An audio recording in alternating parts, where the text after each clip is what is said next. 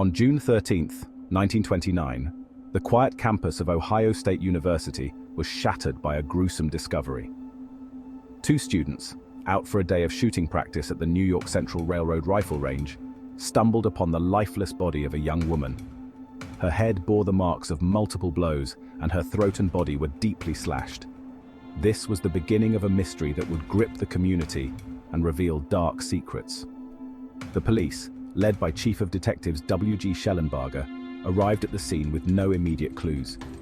The only certainty was the brutal nature of the crime and the eerie isolation of the location. Soon, the victim was identified as Theora K. Hicks, a medical student at the university.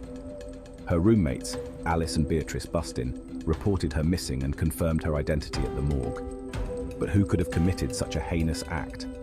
The investigation quickly focused on two potential suspects: Professor James Snook, a respected figure on campus and a former Olympic gold medalist, and Marion Myers, a state employee conducting research at the university.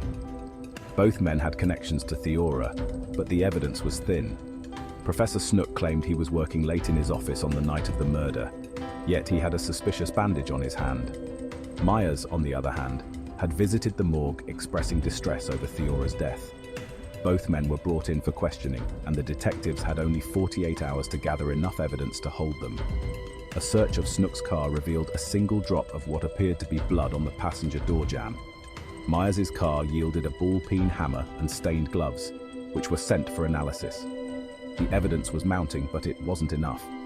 Detective Shellenbarger intensified his efforts, obtaining a warrant to search Snook's home. There, they found a recently dry-cleaned jacket with suspicious stains and a shirt with similar stains in the furnace. The case against Snook was building, but Myers still seemed a plausible suspect. As the investigation progressed, Myers' alibi checked out. He had been out of town on the night of the murder and had only returned upon hearing the news. The detectives decided to confront Myers one last time, bringing him to the morgue in hopes of eliciting a confession.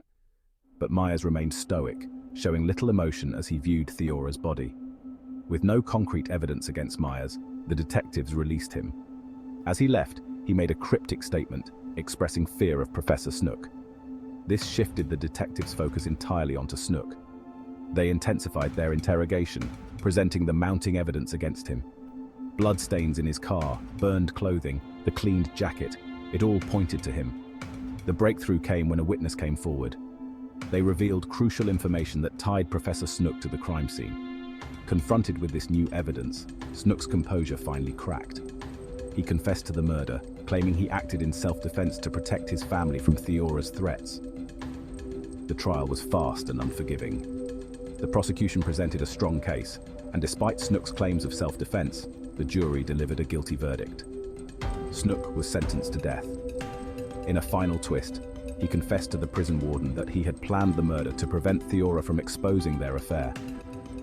On the day of his execution, Professor Snook was a shadow of his former self.